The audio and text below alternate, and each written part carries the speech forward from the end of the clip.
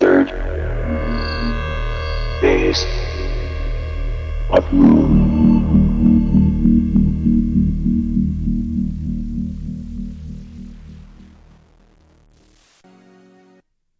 Third. Welcome to Third Phase of Moon. My name's Blake Cousins. Now get ready for the start of an amazing journey. The largest YouTube channel is now on the largest civilian-run radio station, Third Phase of Moon Radio with researchers on a mission. Host Dr. J. Andy Elias and best-selling author, MUFON investigator Preston Dennett are about to take you on all the rides of our lives. We'll be taking UFO news, interviewing top researchers. The journey begins now. Third Phase of Moon Radio is officially on air. Without further ado, here comes Third Phase of Moon, researchers on a mission. That's right. You are listening to the world's largest listener-supported station. If you like what you hear, go to freedomslips.com and hit the support button now. Also, every show is archived on our old YouTube channel, Free Revolution Radio, and for the future, our new YouTube channel, which is Revolution Talk Radio. And now, we welcome you back to another episode of Third Phase of Moon Radio.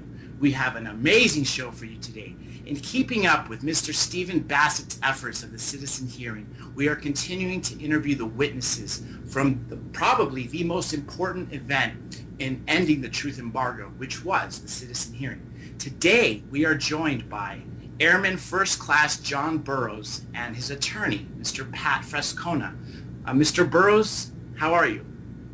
I'm doing good. How are you? Excellent. Mr. Frescona, how are you?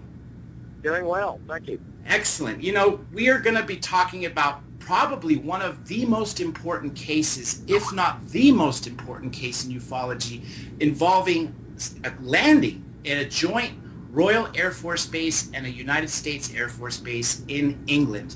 Also, during the hearings, I learned, just as several other people out there did learn, about something very, very important, which was that everybody who was involved in this case has been denied their medical records by the VA. And that created so much awareness that we hope that this does the same. But before we get into that, which we're going to talk about extensively during hour two, I guess we should start in the beginning. This was a two-night event. I guess let's go back to how it started, Mr. Burroughs. Did you say it was a two-night event? Wasn't it December 30th and December 31st? No, you got the dates wrong. It actually started, it was our last midnight shift. We came on duty, and we would have started at 2300 on the 25th, and the shift would have ended at 0700 on the 26th. And about the middle of the night, around 0300, while on patrol with my supervisor, we saw strange lights in the Rendlesham Forest just outside the East Gate. Now, when you saw those lights, wasn't it you and Sergeant Peniston that were tasked to go investigate? Yeah, after we went off base, checked it out, didn't like what we were seeing and what was going on, we called it in, and then they sent down the security patrol to verify it and for further instructions, and eventually it was decided to send himself and another airman and myself went out into the forest to check it out, yes. What is it that you saw when you got there? Well, that's one of the things that's interesting, and it will be explained in the book we're putting out. But his recollection of what happened and what my recollection was different. But in my case, we got close to something in the area where we came up on whatever it was. It got really bright white light. I drew an object in my statement, which was like an oval type orange shape with white light coming out of it, blue lights in it. And when we got close to it, it got really bright, and the next thing I know, it was gone.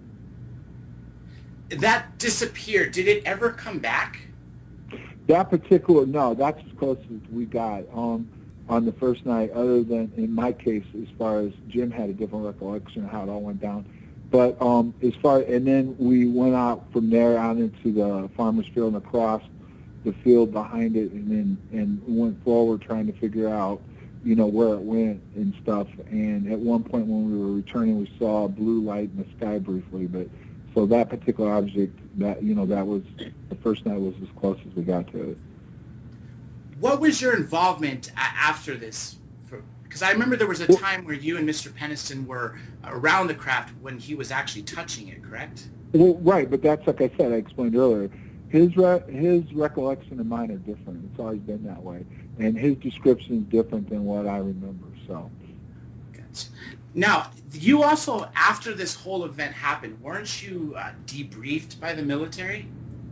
Okay, again, there's been a lot of different things said about it. You know, Jim had different things happen to him. The only thing that I recall happening to me was we wrote our statements, then we went in and presented it to the, we would have started out with Colonel Halt was there, then went to the base commander, and then it finished in the wing commander's office, handing the statements, and then that was all that I remember happening. Other people had said they had other things happen to them. Well, this is why we find it very crucial to speak to the witness. Prior to this, we've only heard this secondhand when Mr. Nick Pope told us the story, which, again, we say is very important. Unlike Roswell, this case was witnessed by several more people who are actually talking, and more importantly, witnesses that are currently alive. Now, right after this happened, you started experiencing some medical problems, correct? Yeah, I didn't feel very good, you know. Right after the incident, you know, would have been in January through. Eventually, I got sick one time, and when I went in and was checked out, they found a heart murmur, and you know, and they did different testing on that. Then I had vision problems after that, and they did testing on that, and that's part of what's going on right now. All those records and everything that happened afterwards, they won't release the medical records, and that's where it comes up, where they're probably classified, and they just won't release them. And it's keeping me from, you know, going through the VA to get everything that I need. And that's something very sad, because one thing that people need to realize is that medical records belong to the patient themselves. I guess this would be a good time to bring in Mr. Frascona. Mr. Frascona, how did you get involved with Mr. Burroughs? Well, it's kind of a long story. I won't go through all of it now, John. But basically I became aware of what happened at Rendlesham probably about 6 or 7 years ago, and it always stuck in my mind as being something worthy of further investigation, just from a personal standpoint. Because it's a standalone case in the sense that you have the credibility of the witnesses that you do. You have the Halt memo on Air Force letterhead that's out there in the public domain, of course, that memorialized the event. And I eventually would seek out John Burroughs and Tim Peniston to meet them, and did in 2011. And after that, it was pretty quick to be involved with them to start things along as far as trying to get answers. And you've been stonewalled since then, correct? Oh, absolutely, absolutely. I mean, you know, you could explain it in two ways, or really only two ways to look at it. One is just negligence on the part of the government in turning over things or responding to requests or what have you. Or there's something they just don't intend to respond to. And after as many attempts as we've made in the varied ways that we have, for us still to know so little more than we did when we started, it's obvious it's the latter. They just don't want to release the information. And that's sad, because people cannot receive the help that they need without getting the proper information of what is causing those symptoms. Wasn't it in the citizen hearing, I remember hearing all three of your testimony, including Mr. Peniston. Mr. Burroughs, was it you that had a problem with your gums turning white as a result of possible radiation poisoning? Well, along the way, yes, my gums did turn white, and that is a sign of possible, yes, of radiation poisoning. It is a sign. And another major thing you mentioned was, again, in the citizen hearing, that when you were found to have heart murmurs, had you had those prior to enlisting in the United States Air Force, you wouldn't have been allowed, would you? Right. It's the fact that when you come in, and that's part of the problem. I have an entry physical showing I came with a clean bill of health, and then when I separated from active duty in '88, it clearly shows that I had heart condition and problems. And that's one of the things is you're not allowed in the Air Force if you have a heart murmur.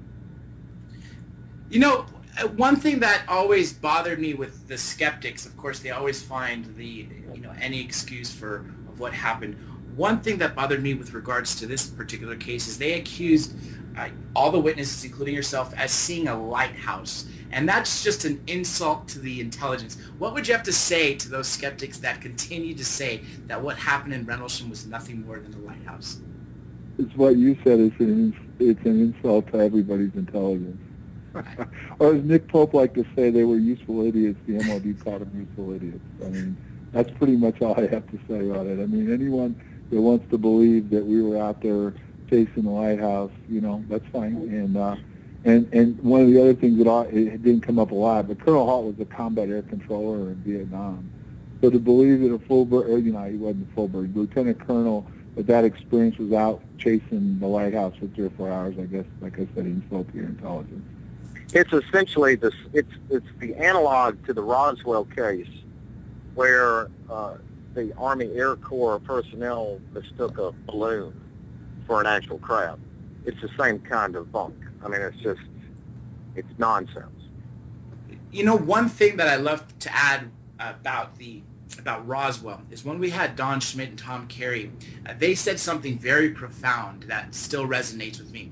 Of the 4 explanations the government gave, the first one being the crashed flying saucer, the second one being weather balloon, the third being Project Mogul, the fourth being crash test dummies that were dropped almost a decade later, there is only one that is supported by witnesses, and that is the first one, in over 600 of them. And it's ironic how, and sad, that the mainstream media doesn't report on things such as that, whereas they focus on what the skeptics say. I just wanted to throw that in there.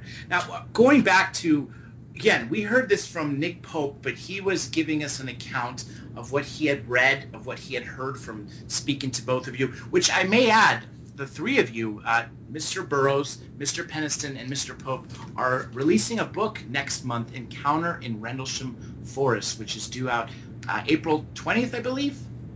April 15th. 15th, so right in the middle of the month. They changed the date, yes, April 15th. Tax day, actually. And where will that be available so we can tell the listeners where to find it? I believe it's available on Amazon and Barnes & Noble for sure. That's, you know, that's as much as I know, but they can definitely go on Amazon and pre-order it now. Now, you mentioned again earlier that you each have a different recollection of what happened, and again, there was even a third person who we haven't spoken to, but one of the other researchers has, Larry Warren, who many people discount with his explanation. But when we heard it from Nick Pope, he kind of put you and Mr. Peniston together in the sense that since you guys were tasked to go there together, let's isolate ourselves away from Mr. Peniston and let's go in detail with what you saw. You said you saw that light. What was the closest you saw it? Did you see it at all actually get to the level of the ground? No. If you're going to ask me, did I see a craft? No. I've always said what I drew in my statement is what I saw, which was an oval-shaped, orange-type object. There was white light around it coming below it, and there was little blue lights in it. And as far as seeing a craft, no. And as far as seeing it on the ground, no. Did not. 30 years after this incident happened, you met, I believe, with Colonel Charles Halt and also, I believe, Peniston. And that's when you were flipping through his notebook and you saw all the zeros and ones, and you noted that was binary. That was you that said that, right? No. Okay. Are you asking for how the binary became exposed? Is that what you're asking? Yes. In other words, yes. Okay. Real short story on my part. Basically, what happened was we were doing the shoot for Prometheus Entertainment for Ancient Aliens. They were planning on doing a 15 to 20-minute segment on one of their shows, talking about Rendlesham. They'd already interviewed Colonel Halt, Nick Pope, some other people, and they were going to add it in one of their episodes. And when I lived in Phoenix, Jim was flown out, Linda Moulton Howe was flown out, and we did the initial interviews because after that we were going to go to the UK in December, and they were going to go over and film everything that went on there, possibly doing a documentary on it. So while we were there, the notebook was out, and as we were going through it, came to some pages with zeros and ones on it. When I asked them what it was, he kind of acted like, well, he didn't know, or that, and then he went into a little bit like, well, this is what I had happened to me, and everybody came rushing over, looked at the notebook, and from that point on, it's history. It's the History Channel history, but it's history as far as they saw it, and Ancient Aliens or Prometheus. Actually, Prometheus Entertainment took it from there. And they actually were able to decipher it, and they found several coordinates. And I remember one of them being High Brazil, which is known as the Celtic Atlantis, which I knew nothing about until Mr. Pope described to us that it was known as an ancient civilization that disappeared somewhere, I believe, in the 18th century, with great architecture and high civilization. Nonetheless, what do you know about that? Have you ever heard of High Brazil prior to that? No, I've never heard of High Brazil. And here's the thing, okay? And this is something a lot of people that, because what happened was there was a message, a little bit of a message and the coordinates, and the coordinates, came out after they ran it through their decoder, and it came out, I guess, there's one or two places it could be, depending on how you want to look at the coding in it and all this other stuff. But one of them was off the coast of Ireland. And to be honest with you, and a lot of people brought it up, and it's pretty much valid, there's really no point of where it really was. So, in essence, Prometheus went ahead, and because it was off Ireland and there's, something out there, mythology or whatever, that it's possible and it could be somewhere off of Ireland, they kind of put the tag that it was High Brazil and stuff. Because really, show me anywhere that it says that's the area that High Brazil was once. I mean, if you can, and I've never found it, then how do you know for sure it would be High Brazil other than just a point in the water off Ireland? So. Exactly, very similar to Atlantis. We are actually getting a question from the chat room. Laura, I'm going to have you go ahead and read it. Go ahead, Laura. Yeah.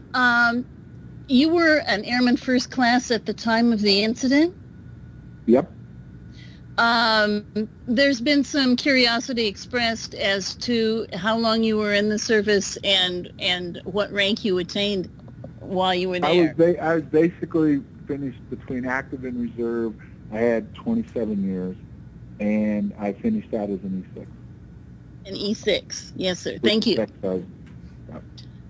Obviously, what the resolution that you and Mr. Peniston, along with all the other veterans whose records are blocked, the ultimate resolution that you would hope to have is to get the treatment that you deserve and need by having your records released. Aside from that aspect, what else would you like to happen with regards to this case?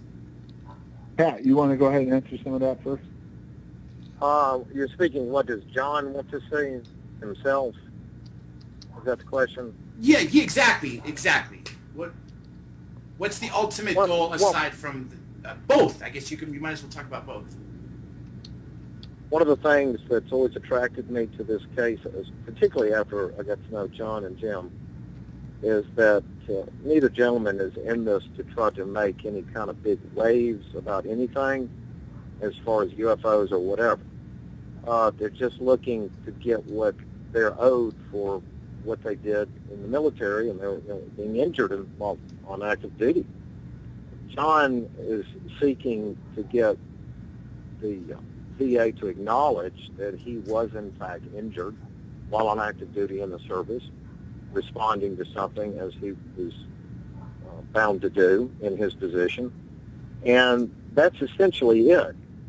It's not about trying to unlock the secrets to anything or what have you.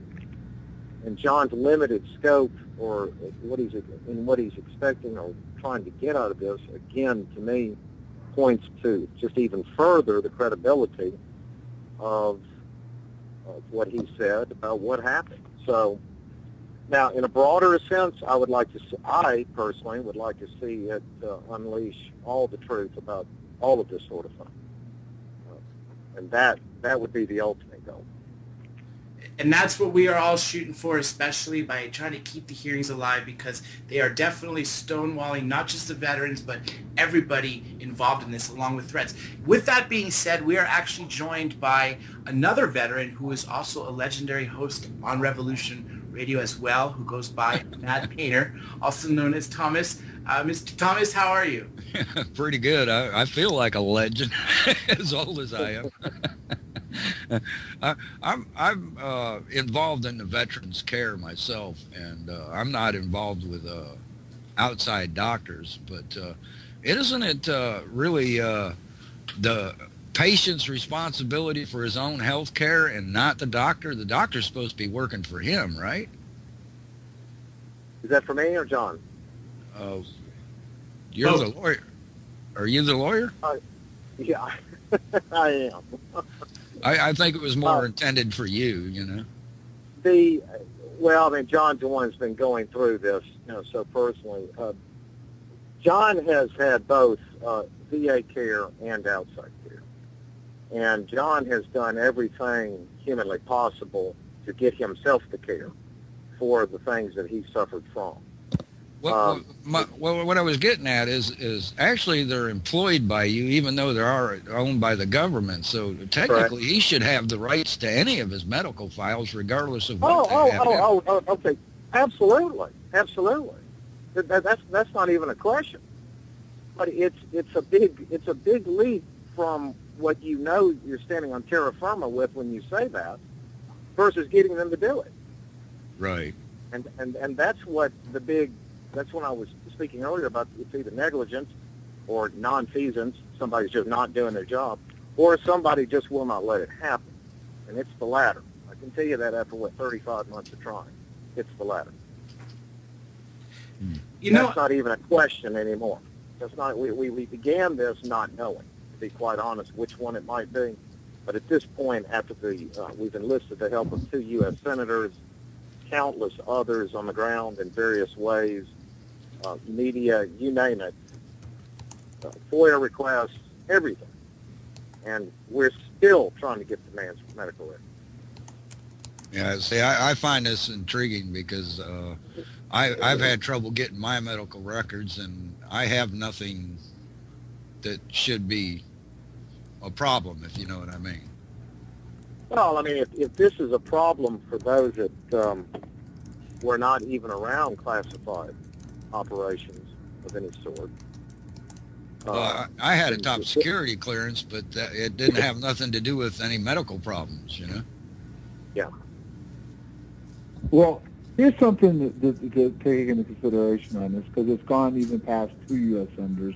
It's now sitting at the head of the VA committee, Senator Sanders' office. And the thing that I was told after spending over an hour on the phone with the aide, at the end was simple, and this is what's wrong, okay? And it's not just wrong for me, but for any veterans at all, that it is in fact, and there is a system, partial system to help you get them if they're classified, but it's in fact my records are classified, and this also came from a guy that does appeals, that if they choose, the gaining unit chooses not to give the VA your medical records, and they keep them classified, there's nothing the VA is going to do for you. They can't help you for disability or anything else if those records will not be released. Yeah, I find that intriguing myself. Go ahead, John. I was just actually confirming that and saying that how sad that our government is willing to put people who enlist themselves to defend this country and come back, some wounded with physical ailments such as Mr. Burroughs, others having post-traumatic stress syndrome, and then just to be denied everything. I know Laura has a question. We are coming up to our first break, but I'm going to go ahead, Laura. Go ahead and ask it. If it comes to the break. Well, it's kind of a statement to start off with. It is known that they actually burned down a whole warehouse full of records just to not have to pay out veterans benefits to people from World War II and Korea and the Vietnam War, and that was an organized action. That particular facility didn't have any fire suppression equipment in it, and it was the storehouse for everyone's records. In my own case, I was married to a man who had been involved in the nuclear testing. And the VA was in terminal denial that any such thing had ever taken place, and anything that was his problem was a non-service connected disability. My workaround involved me going into the military and becoming a member of the United States Air Force and getting him dependents care benefits. But I would submit that anybody is probably better off staying out of the VA system altogether. You're alive because you're not in their care. And that brings us to our first break. As soon as we get back, Laura, you can finish that. Everybody stay tuned. Third Phase of Moon Radio will be right back.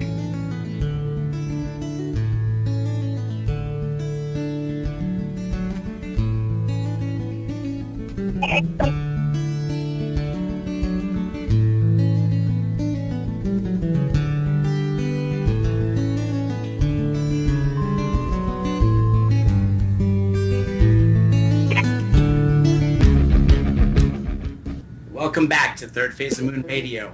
We are speaking to two more of the witnesses from the citizen hearing. The first one, Airman First Class John Burroughs, who was present in the Rendlesham Forest incident, along with his attorney, Mr. Pat Frascona. Right before we went to break, Laura had a statement and a question, which she got cut off. So I'm going to let Laura go ahead and finish it. Go ahead, Laura. Laura. Yeah, I'm here. My finishing thought is perhaps you are very insufficiently cynical about involving yourself with the VA, except in the matter of disability income. And you might, if I may suggest it, do as well or better working with a civilian physician, looking at what your symptoms actually are, and the Social Security Administration. Okay. I'll get into that a little bit. Okay, the reason why it went in the first place to a senator and it all happened was because my civilian doctors couldn't figure out what was causing my problem. And he actually wrote a letter asking the military to release my records so we could look at them and see where the problem first started. Went to Senator Kyle. Senator Kyle got in the middle of it, tried to get my personnel records and my medical records, and was denied the first time completely. They weren't where they were supposed to be. Finally got some of my personnel records, but couldn't get access to my medical records, and that's when it first came up about them being classified. In fact, the VA, and I can't speak for other people, they actually, when Senator McCain pulled some strings, got right on my problem, and they figured it out real quick, and they got the surgery, and everything went well at that end. But the biggest issue now is I can't qualify for disability or anything else because they won't release my records to do that. And one of the things that hasn't come up was they altered my DD Form 214. They actually said I didn't come into the Air Force until 1983.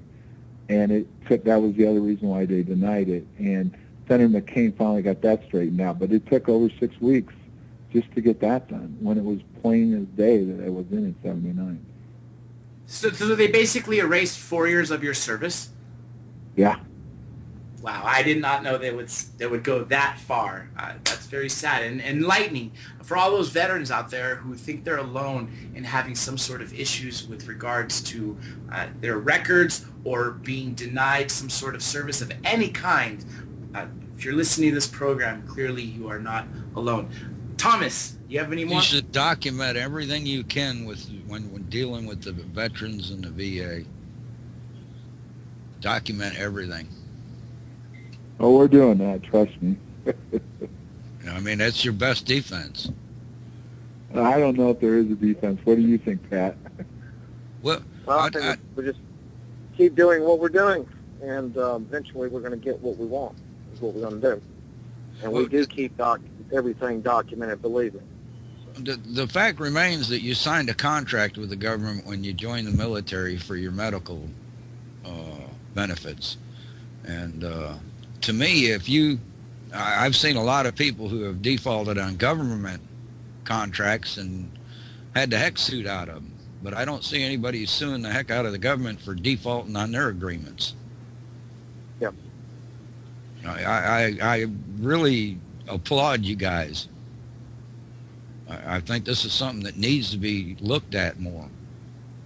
I mean, if I may go back real quick to what Laura was saying about the records being burned, I think there are probably at least two reasons those things are happening. One, is simple enough. Corporate America has done it countless times to avoid turning over things in litigation. They get rid of stuff that's going to cost them money. It's real simple. Nothing exotic about that. But there's another reason too, and this, of course, the reason for a far fewer number, but nevertheless a significant number of folks like John, and that is they don't want records out there that might provide some sort of reach through. In other words, it might allow somebody to put two people together at the same place at the same time when some sort of something was being tested.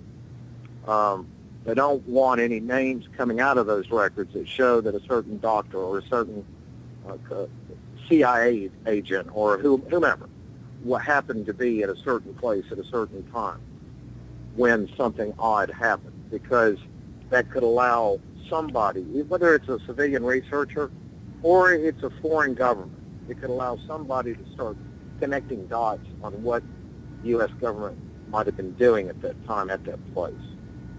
So I think there are at least two reasons, as I just enumerated. And I think John's falls primarily, if not solely, in the second category. Either way, two wrongs don't make a right. So they're doing something that's wrong either way. And we intend to do what we can to at least make it right in at least one veteran's case, and that's John. You know, following the actual incident, Mr. Burroughs, when you saw it, the very next day, wasn't there a lengthy investigation where Colonel Charles Halt did come back a second time? I'm not talking about the time he actually recorded on his tape recorder what he was seeing, but didn't you guys come back the following day during daylight and see if there was any anomalies in the forest? Well, after we got off duty, we went in and talked to the ship commander. And on the way home, we were told to go back out to the area. There was a group of people out there already looking around. And when we went back out to the area, that's when they found some well, they actually, if I remember correctly, and that's been a long time, but I think they actually knew where the area was, which was a little strange in the first place. But when we got out there, when we ended up seeing some indentations in the ground, and there was damage to the trees and stuff was on the ground.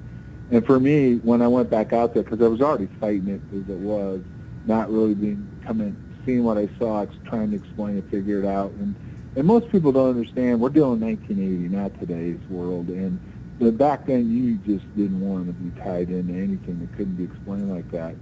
And so when we saw the damage, it even made it more real, like, well, you know, it's not going to be something you can just casually rule off as who knows. And, you know, and it went from there. But, yeah, they looked at the area. Then that night, there were strange lights seen by the new midnight ship light. Ship commander went out with the flight chief, and eventually what I was told, now, you know, I was just told this the following morning when I was back up on the base, was that she actually had something cause her vehicle to shut down. And she actually, at that point, it kind of got to her, and she went home for the rest of the night. And then what happened the following night would have been the Colonel Halt tape night, when they were out there looking around, saw some strange stuff, went back and reported it, and then Halt took a team out there. Following this event, did they just keep a tight seal as if it never happened, or were trickles of information coming out until this finally made TV programs in the late 80s, early 90s? I remember reading a book that was published, I believe, in 83 called Sky Crash, documenting the event, but clearly missing very important details. Well, Sky Crash, I know the author. She was just doing all what she knew at the time, and a lot of people hadn't come out on the record and talked about it. But the thing that what happened was clearly, shortly afterwards, there was guys downtown talking about it, and one guy in particular talked to Dodge Street, or I believe it was Dodge Street and Brenda Butler, and then they brought Jenny Randles in afterwards. But he started talking right away that something strange happened up there, and he labeled it an alien incident from the beginning. And so that's how they got involved, and they eventually, Jenny Randles joined them and started working on all this. So, yeah, there was stuff being spread around right away about the incident, and there was some interest right away from like I said, those two ladies in particular, Dot Street and Brenda Butler. Several people that we have spoken to, researchers and even a witness, Captain Robert Salas from the 67 Maelstrom Air Force Base incident, speak about that these visitors, whether they're being extraterrestrial, extra-dimensional, seem to be focusing on nuclear missiles or nuclear power. Did you know at the time of this incident that the base you were at housed nuclear missiles? Okay, that's something I'm just going to be front with you. I won't talk about it. No problem. That's something that under what I did with the Air Force and stuff, I'm not allowed to discuss. So. No problem whatsoever. Thomas? Yes, sir. Now, it is a fact that they were that this did happen within a certain distance of two of the most important NATO bases there is, right? Well, it was the largest at that point in time because they changed their mission. When I first got there, the F-4s were leaving and the A-10s came in. But at that point in time, yes, it was the largest tech fighter wing in the United States Air Force. Now, that's pretty interesting there, because it just kind of goes towards what John was saying without saying it.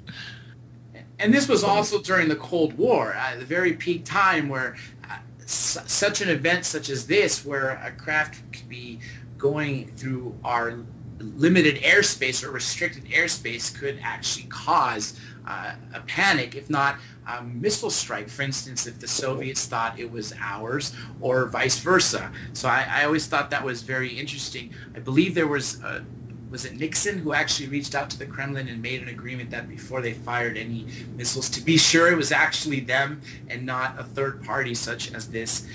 Nonetheless, afterwards, some people claim that some of the witnesses were interrogated by not only military, but by people that looked like they were in intelligence agencies. Did you have a similar incident? No, I've been told, and I've always been honest about this, I don't remember any of that, but everybody else involved said they knew I was there, and I went through the same thing they did, but I have no memory of being called in. And one of the interesting things about Jim is sometimes it gets confused, but under hypnosis it comes out, it was DI-8, I believe it was, and sodium pentothal was used, but that came out as hypnosis.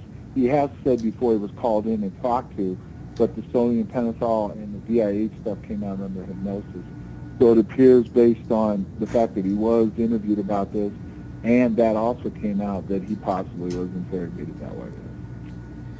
Did you suffer any post-traumatic stress symptoms aside from the actual physical symptoms you suffer since this event? Well, I mean, at the time, post-traumatic stress wasn't even talked about, but I don't know. I mean, people that were in harsh combat definitely do. I can't really say whether I did or not what happened there. You know what I mean? But guys that were out there seeing their buddies getting blown up and getting shot at and all that other stuff definitely did. Whether we did or not, it's up for debate, At the time, it was shell shock, wasn't it? With the words. Yeah, I mean, but you guys have to understand. Most people look at it from today's world. Back then, it was 1980, okay? You just, anything that ever came out on that was really made fun of. Plus the fact where we were at, what our clearances were, what we were doing, and everything else. You had to be real careful what you said and did, or things could happen to you.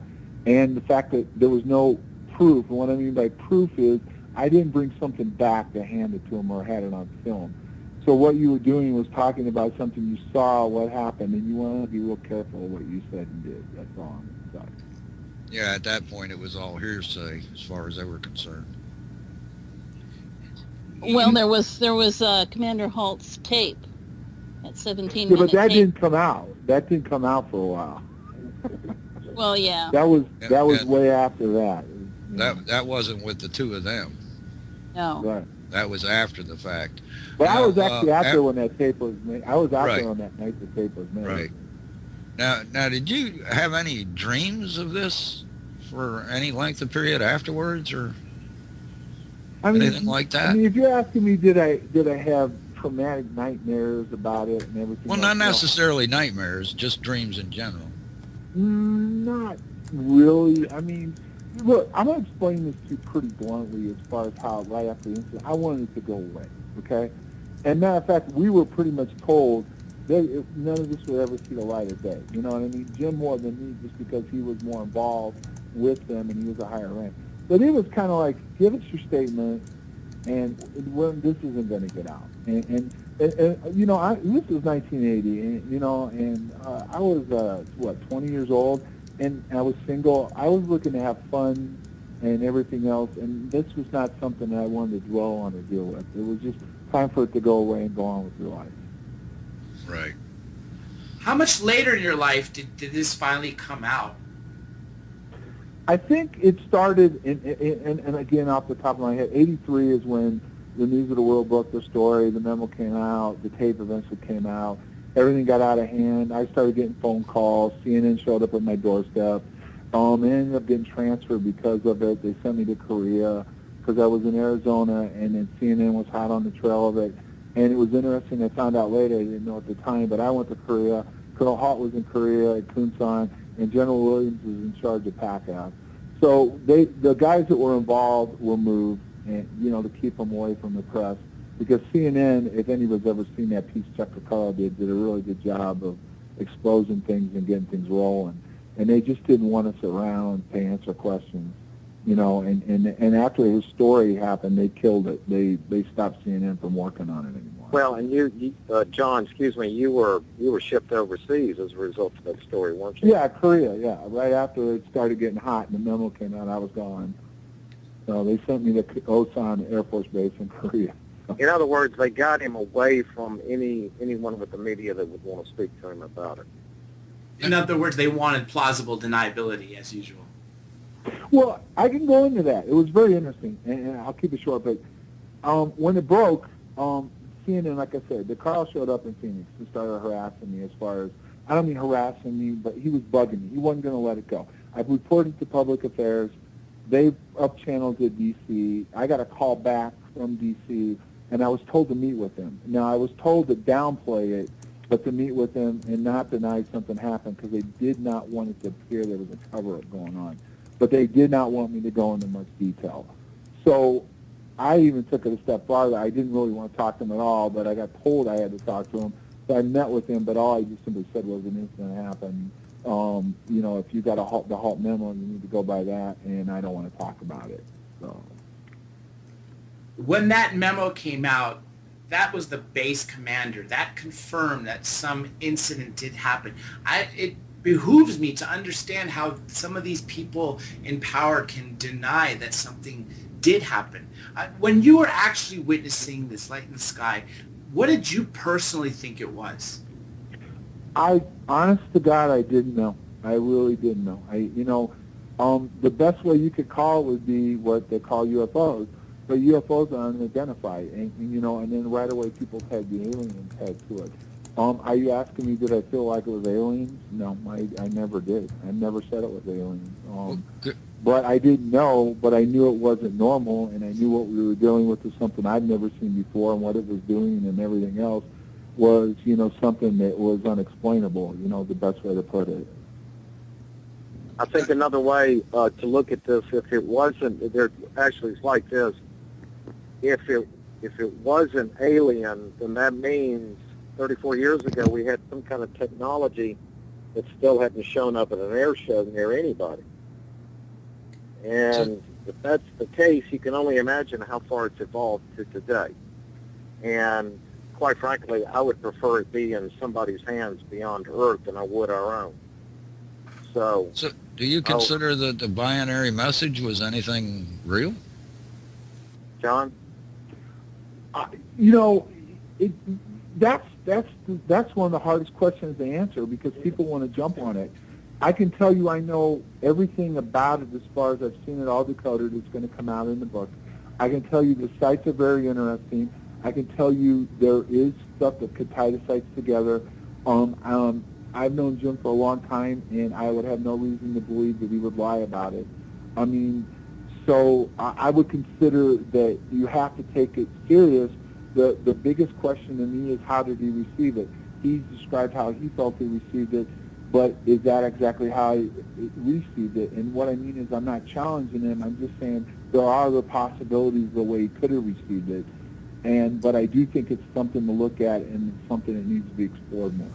I thought it was really intriguing myself, the documentary that when you all went back. And that's when I first heard about the binary. Right. But that was something, before that it hadn't come out, I don't think. No, it didn't. The book, like I said, the Notebook, they saw it when they were filming for the part, and then they decoded it, or Prometheus did. They came up with High Brazil. They were only given, I think it was 5 or 6 pages, depending on what you read. But they were given the first part of it, and that's what they came up with. The rest of it will come out. And like I said, it is very intriguing. And I understand why people get upset. And one of the points that I keep bringing up is when Colonel Hawk came out and made his press release saying that we were dealing with ET and we're not alone, there wasn't much of a reaction. Now, when this binary stuff comes up, people went nuts over it. So what's that tell you? Well, it wasn't binary back then. Well, there was, but you know what I mean. It wasn't right. Public knowledge. I mean, most people didn't understand anything about it. Right. I know we're fixing to come to a break there, John. I'll shut up. We got a couple more minutes, but nonetheless, the binary, when it was translated, I remember specifically on the television show Unsealed Alien Files, which showed you, Mr. Burroughs, as well as Mr. Peniston. And two things caught my attention with that. First being that they said that when they translated the binary, it was in English of all languages.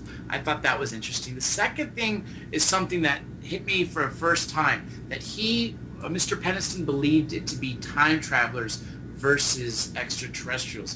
Did you ever start to feel that way? This is the thing with me, okay? And I started an investigation 3 or 4 years ago now, and I wanted to look at everything, and then I met up with Jim, and we started working on it. I'm open to any possibility, okay? Have I said it's time travelers? No. Do I believe it's time travelers? Probably not. But there is some things out there that said it can be. If you looked at another piece they did with Dr. Mallet, they're talking about time travel, and they're working on it as we speak. And one of the things that involves time travel is spin up, spin down, and it involves binary. Okay? So what I'm getting at is, do I have any hardcore proof as time travelers? No. Is it possible? Yes. Is some of this other stuff that we've worked on and it'll come out tie into it? I believe so. But can I tell you for sure I believe it's time travelers? No. Definitely an interesting thought, though, to ponder. That is definitely one that hit me because I could never understand how that could be with the grandfather paradox. But then again, none of this makes sense, when you're thinking about it with our understanding of physics. But nonetheless, only time will tell. Hopefully, the citizen hearing will make an impact. I know we spoke to Mr. Bassett a couple weeks ago, and the next step is delivering all the hearings to the Congress and then the UN initiative. What would you like? I know this is probably going to carry us on into our break, and again, we'll bring it up again. What would you like the outcome of the entire hearings to come? And you know what? Let's save that question for when we return. Everybody stay tuned. Third Phase Moon Radio will be right back.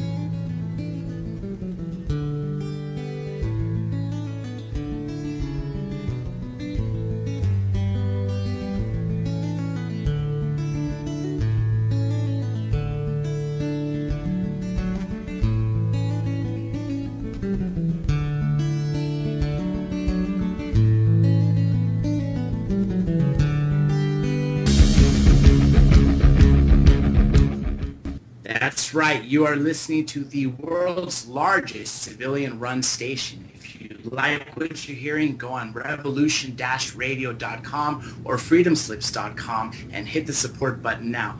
Also, if you want to see all the future shows archived on YouTube, go to our new channel, Talk Revolution Radio, as well as if you've captured anything amazing, video of still photos, anything, send it to us at Third Phase of Moon via Skype or Twitter. Also, now we welcome you back to Third Phase of Moon Radio, Hour 2. We are speaking to two very important witnesses from the citizen hearing. First being Airman First Class John Burroughs, who was there at the Rendlesham Forest incident.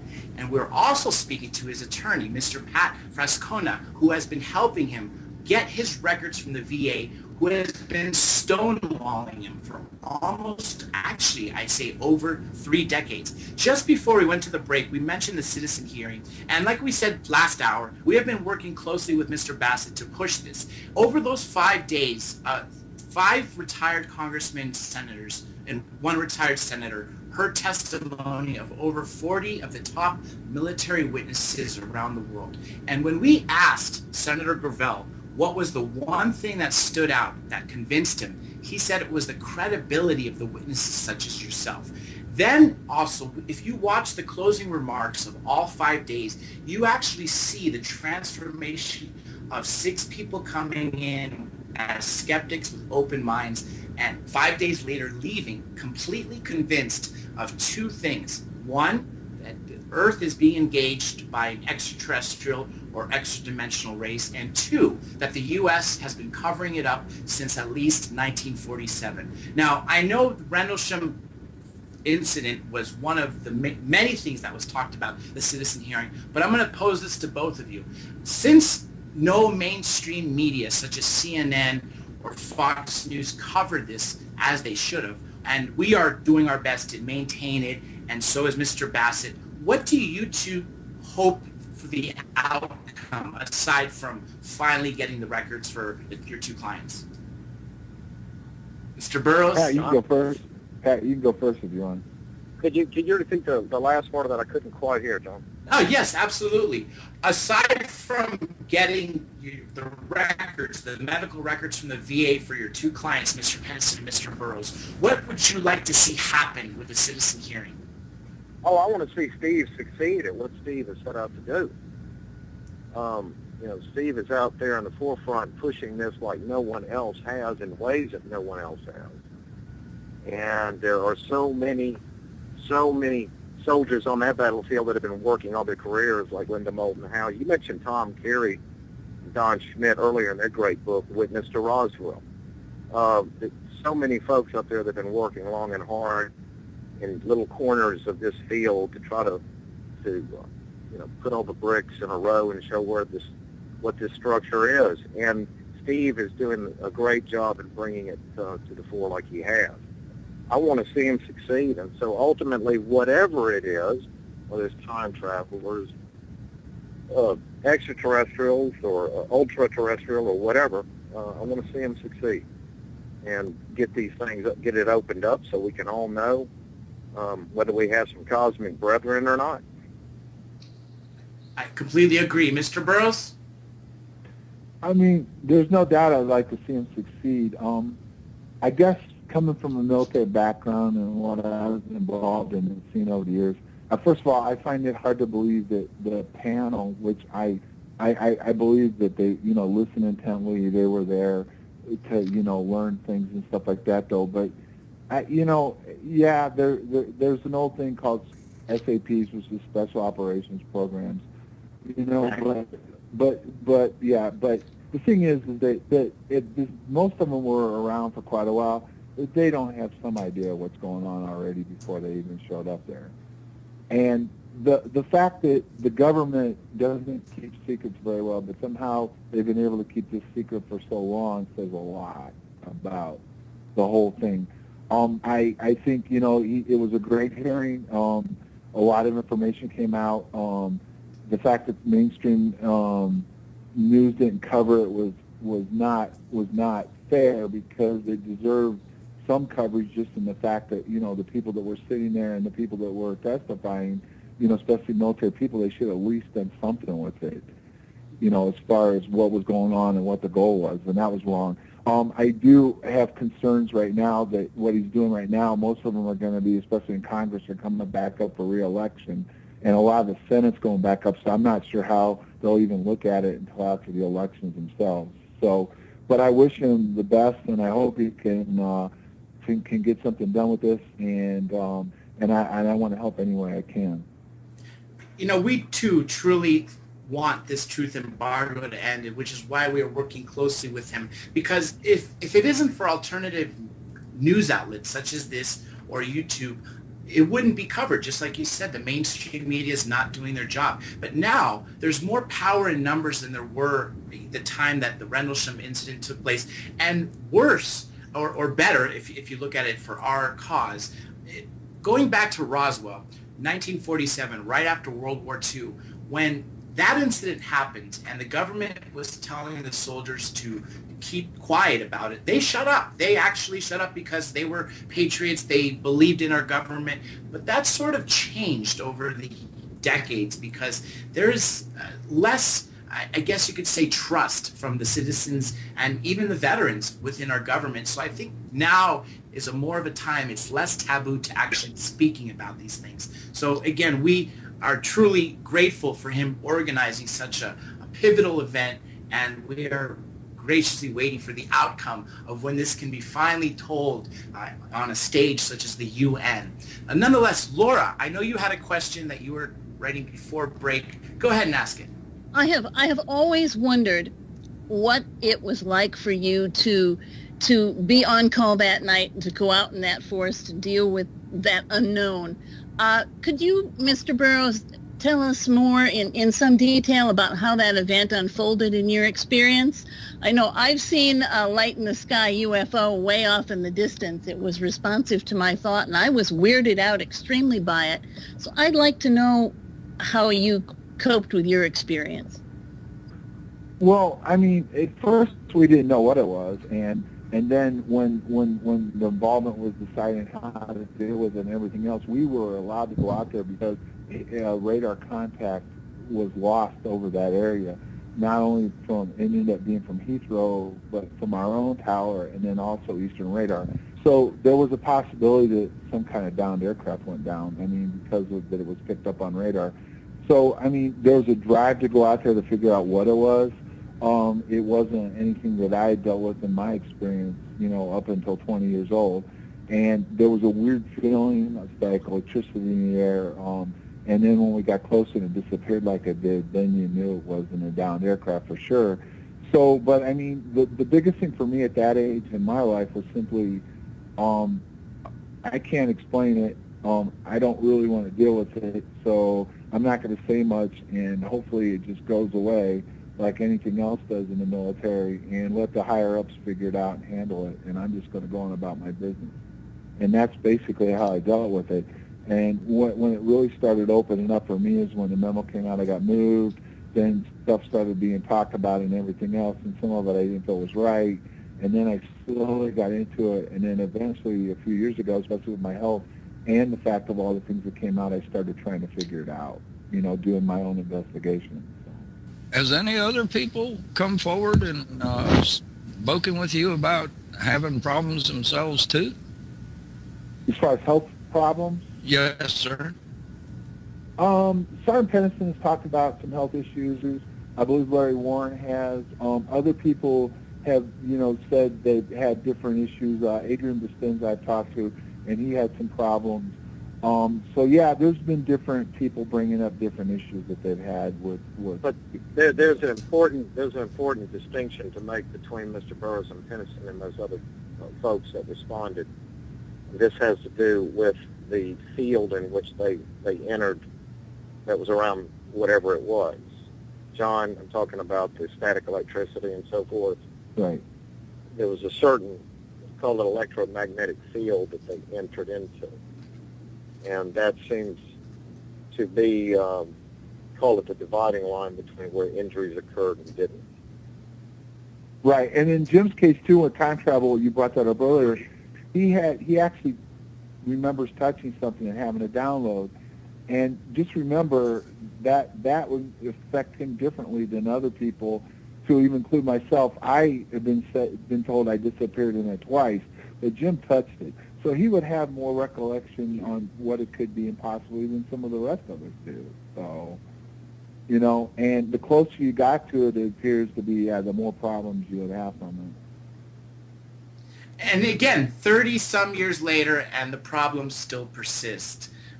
Now, you mentioned possible radiation poisoning, the heart murmur. What else have you experienced? Well, I had vision problems.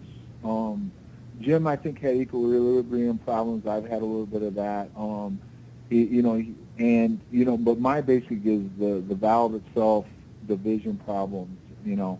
Those were the two major issues involving my case. Now, when this happened, were you one of 3 officers that went to investigate this supposed crashed airplane, or was it just you and Mr. Peniston?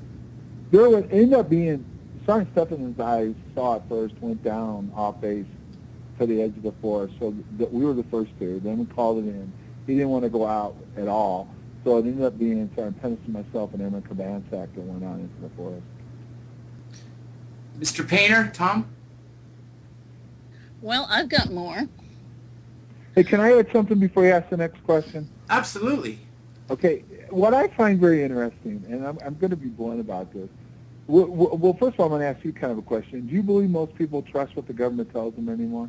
No, not anymore. Okay. You haven't been hanging around here enough. Yeah, so we go with the conclusion that, all right, we don't trust the government, we don't trust our elected officials, we don't trust any of this, but we expect our government to tell us the truth on whether we're alone or not. So we expect them to come out and say, we're not alone, this is what we're dealing with, this is how we're dealing with it, and this is what's going on. So I find that very strange, because if we don't trust them in everything else, why are they going to tell us the truth, even if they tell us anything about what we're dealing with and what's going on? And it also gets into who knows the truth. And you mentioned special access programs earlier, John. Yeah. By now, wherever the truth resides, it's residing deeply buried in those SAPs. And so that means most of Congress probably doesn't know, if not all. Right, and there's an old saying, presidents and members of Congress come and go, but there's only certain groups that stay. And I'll give you an example of one that people ever want to do some research on. And I'm not, by no means am I trying to say this guy knows about aliens, but there's a guy that's been around forever. He's called Yoda, and his name is Andy Marshall. He's been around since the Nixon era. He's still there. He's still the head think tank for the military and everything else. He reports only to the Secretary of Defense and the President of the United States, and he's been involved in almost all of our policies and procedures all the way through from the time he was appointed there till now. And one of the things he works on is advanced warfare, special weapons, and everything else. So those are the kind of people that have an idea more than probably our elected officials do. I know, and it's sadly, the elected officials, people think the president, he's got to be in the know. Well, not really. He's only going to be in office for, if not maybe 8 years, and then he's going to be replaced by somebody else. That's why I truly believe it when Mr. Grant Cameron said that very few know. I think the last one that might have been in the know would have been George H.W. Bush, only because he was director of CIA. And he was actually quoted, if you remember from the hearings, as saying, which is not found in his presidential library, as saying that he knows something about these. So I thought that was a very odd coincidence. But you're absolutely right. You made such a very important statement. How can we trust what they're going to tell us to be the truth when we can't trust anything else? And that is absolutely something that everybody needs to listen to. Painter, go ahead. I believe the first thing we needed to do is offer amnesty to anybody involved. I believe if they're not going to be held responsible for keeping the secret, we might be able to get them to tell us the secret. Sure, and then look where Snowden's at right now. That's right. And he should be a national hero, not a criminal. You know, Senator Gravel actually called him right here on this show last month. He called him a true hero. And I thought that was great because the guy, if the NSA is not answerable to the people, then who are they answering to? So I thought that was a very great... Well, here's the other caveat, okay? When you throw national security into the mix, you know, which I think is maybe, you know, when it first was invented and everything, it would, the intentions were well. But that's one of the most abused words today, national security. Because anything you don't want to talk about, you just throw the national security stuff into it, and now all of a sudden, how are you going to know, you know? Those national security, so I'm covered, you know? And that's a huge problem. I mean, there's no transparency anymore. And the sad thing is, the guy that we elected, supposedly as our president, was going to change all that, and look where we're at now. Not to mention, it's used as the number one excuse of why more rights are being taken away. We're going to put more screeners at the airports because of national security. We're not going to tell you this because of national security. We're going to put this into place because of national security. It seems like our Declaration of Rights, our Declaration of Independence and our Bill of Rights is actually being shrunk because of the national security. Nonetheless, Painter, I know you had something to say. Go ahead. Oh, I just thought it was kind of funny. I personally, I believe that there are aliens. I don't know if they've come here or not, or if they're not dimensional or whatever. But from my understanding, from the people I talk to, that they're keeping this secret because of the technology involved in it. Money. It's about money. You think it's about money? It always comes down to it. Yes. It does. That's right. I think money has played. I think at its very earliest stages, going back to Eisenhower, for example, I think it was about, what do? You don't tell everybody yet. We got to figure out what to do. I think there was actually a kind of a grandfatherly concern about how to tell the children, if you will, about this reality. But I think it wasn't long after that it morphed into a money deal. It was about how much money could be made by a certain number of contractors. We all know the names. And I think that's where it has been for the last 35, 45 years or more. I think now it's sort of moving back to it's time to tell, but they don't know how. So I think that's the phase we're kind of entering into these days. And certainly shows like this, alternative media, like John mentioned, has promoted that, Steve Bassett, etc., has helped bring that along to the point that it is now. When Eisenhower left office, he gave us an ominous warning that beware of the military-industrial complex. And I always took that to mean that he was, there's the Eisenhower briefing document, which officially doesn't exist, but then I remember Stanton Friedman uncovered a letter from the National Archives, which actually links to that. And that was Truman explaining to President-elect Eisenhower about the new committee being formed. And what I think happened was that Eisenhower was in the know, set up all these special access programs, and just before he was let out of or finished his term, I think he was cut out. And that's what I think. Yeah. And you remember the Richard Dolan interview at the Citizen hearing? It was a video of this alien man who was purported to be from the CIA, and he said that when he was told by President Eisenhower and Vice President Nixon to go into Area 51 and get a report from the MJ-12 of what's happening, and if he didn't, he was going to invade them with the First Army. And I remember one of the responses was that they didn't have jurisdiction. U.S. didn't have jurisdiction to enter Area 51, and I thought that was a very startling statement. How do we not have jurisdiction on our own base? I thought that was really interesting. Well, those are just legal games, you know. If I have some secret documents and I work for the government, but I give them to you to keep at your place, you know, all I got to say is, well, I don't have access to them, and neither do you, because they're in a private residence. I think it's something akin to that. But that just goes to show you the depths to which they'll go to keep this a secret. Yes. Well, was it really access or clearance? I think there's a fine line. I mean, when you know, in other words, that they have it so highly classified that, you know, you have to have special permission. And another example is Fort Knox itself. They talk about how the president has to request permission to visit the gold that belongs to this country, and he's in charge of it. So, I mean, you wonder, right? Absolutely, and that's all we can do. You know, going back to what Painter said, this is a very important topic, the amnesty, and I think that's one of the key things that needs to be done to tell us people who have information, who signed agreements saying that they will not tell or they will face imprisonment and a fine, and some people have probably even been killed. Did you, Mr. Burroughs, were you threatened at all to keep your mouth shut about this incident? No, I've never considered myself where I was threatened not to talk about it, and the amnesty thing will never work. So, I mean, you're talking about the real people that know, they're not going to tell you what they know. I mean, It might help a little bit with some of the low-scale people that come across some kind of document or something like that where they might be willing to talk. But the real people that know, I mean, I'll give you an example. I'll tell you another guy I think that knows quite a bit is Cheney. And those guys are never going to tell you. They're just not going to tell you. And I'll be honest with you, if they ever did, I wouldn't believe them anyway.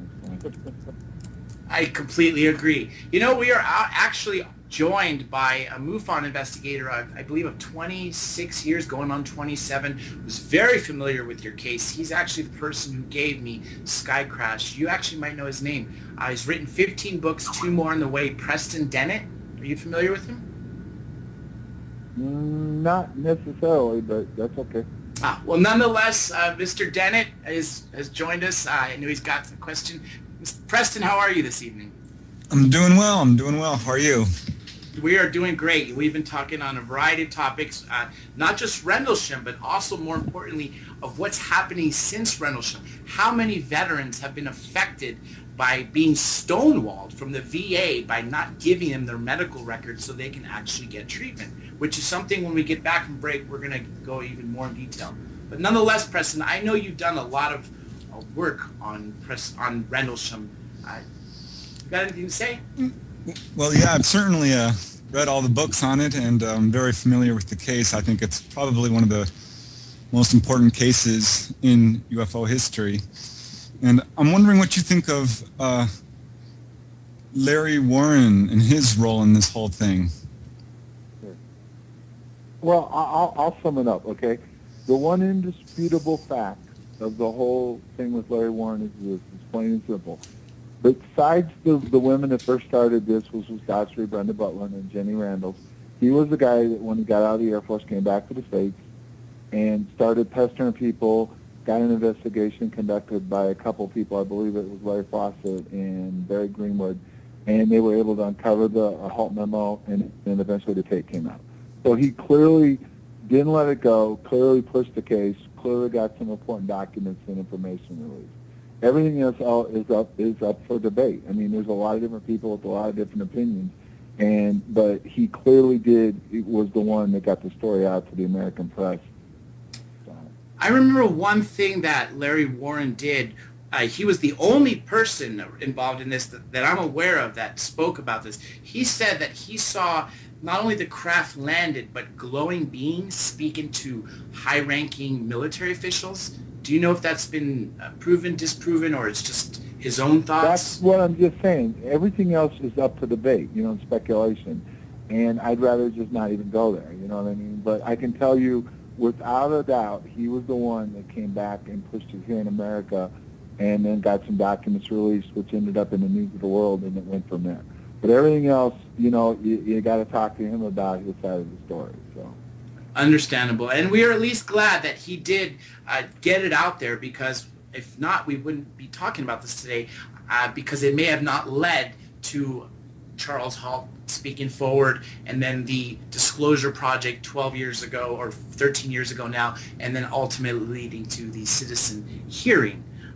We are coming up to our final break shortly, but I'm going to go ahead and give Thomas a question before we go to the break. You know what?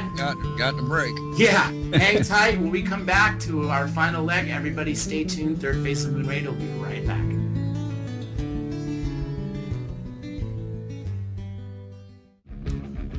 Welcome back to the final leg of Third Phase of Moon Radio. I'm your host, Dr. J, and we are having an amazing show. We are speaking to Rendlesham witness, Airman First Class John Burroughs, and his attorney, Mr. Pat Frascona, who has been helping him get his records so he can be treated as a result of the things he has suffered from the Rendlesham incident and has been stonewalled by the VA. Also, upcoming next month on April 15th, a new book is coming out, Encounter in Rendlesham Forest, which is written by Nick Pope, Jim Peniston, as well as Mr. Burroughs. Even though I said that, I want to give both you gentlemen a chance to tell the people before we end the show, before it ends and we get cut off by music, what's coming in the future for both of you. So I'll start with you, Mr. Burroughs. What can the viewers and the listeners expect to see or hear from you after this book? Well, the book itself is going to explain a lot of things, and it's going to go into detail. one of the things that I believe Nick's touched on before is this is for mainstream, okay? So it's not anything against the people that are already following, ufology and into it. I mean, there's going to be stuff in there they're going to want to see and follow too. But we're trying to get this out to mainstream people to get their attention on what happened and some of the things that were involved with it and the cover-up and everything that went on afterwards. Okay, and then as far as the VA and stuff go, we're just going to keep pushing. I mean, like I said, it started with Senator Kyle. He retired. Now it's Senator McCain and Senator Sanders are in the middle of it. And, as far as it goes, Pat and I are going to keep pushing. We've got some other people we're bringing into the fire now, too. And eventually everything that, I feel that I've experienced and been involved will get out, and then we'll go from there.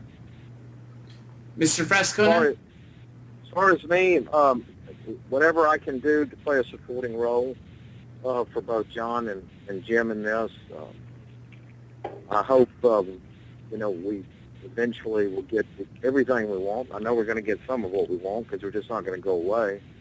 But whatever I can do to stay in a position with them, to help them, that's what I intend to do. That's where I want to be. Well, there is power in numbers, and we are very happy that you are actually helping our veterans, and I am truly hopeful and confident that the results will be achieved. Right before we went to break, I believe it was Thomas Painter who had a question, or was it Preston? Yes, sir. Go ahead. It was the old mad one. You've seen civilian doctors. Have they told you what type of radiation you were exposed to by chance? Pat, you can answer that one.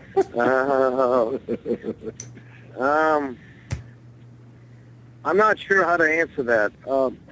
Radiation, of course, just for the listeners out there, for those that may not, know, it encompasses everything from visible light, radio waves, X-rays, what have you, gamma rays, so forth. There is a certain wavelength, is what I'll say, that seems to be typical, if you will, of certain type of exotic vehicles when they do their thing. In other words, when they move, when they go from one space to another. And that particular wavelength, I'd mentioned a little while ago about the coming into the electromagnetic field, and John and Jim both felt static electricity in the air. They both came within a certain distance that was close enough for this radiation to affect them. And that's about all I can say on that right now, or should. Right. It seems to me it's kind of like the same type of radiation that people are exposed to with atom smashers, Well, when a vehicle does the thing that the Rendlesham vehicle did, okay, it's quite obviously manipulating space-time, but without question. For example, John and Jim both, and this has been reported in other cases, no air displacement when the vehicle moves. It's not necessarily, its shape is not that consistent with an airfoil or anything that has to concern itself with fluid mechanics, going through the air or anything. And there's good reason for that, because, it doesn't need to concern itself. It doesn't operate in the same sense that we think of air does. And in order to accomplish that, it utilizes certain wavelengths to do so. Well, let me ask you this, Mr. Burroughs. How close were you at your closest point to this object or objects? Okay, this is pretty simple to answer. I'm not sure, because both times my memory is I got close to something and then it was gone. Different people that on the first night, it appeared I went into it, and on the third night when I was with Adrian Bustinza, it appears that it went around me. So my memory is I got really close to it. Other people say it actually came over the top of me. That's the best I can tell you. Well, that's not uncommon for people to have varying memories in normal incidents, for that matter, but particularly with UFO incidents. And another question I was wondering is, this is a whole big event taking place over several days, and I'm wondering, have you ever had any UFO experiences prior to Rendlesham or after this experience? No, actually, I've been pretty fortunate. No. I think once in a lifetime is enough. That's what Travis Walton told us too.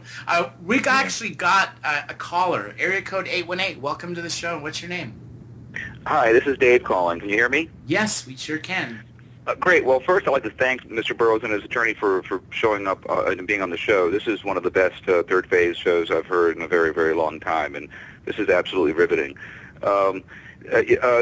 Before I ask my question, you guys just blew my socks off when you mentioned that senators, I think you said Sanders and McCain have been notified of this and they're involved somewhat? Yeah, they're both involved in it. Senator McCain, I believe, we're pretty sure helped get some of the VA stuff moved forward for the treatment, and they're pushing hard to get my records. He also was able to get my DD Form 214 brought back to where it should be. As a matter of fact, one of the senior aides said it was a yeoman's job to do that. And then we forwarded some stuff to Senator Sanders' office, and in the last month, they've been in contact with us, and they're actually working on it also. That's awesome. And are they also maybe possibly involved in helping to I mean, I doubt it, but would they be involved in helping to bring this out to the public? Are they sort of interested in that, or maybe not? Pat, what do you think? I don't think they're interested in bringing anything out to the public in this regard, no. I think anything that they're interested in, and that's not necessarily be taken critical of them.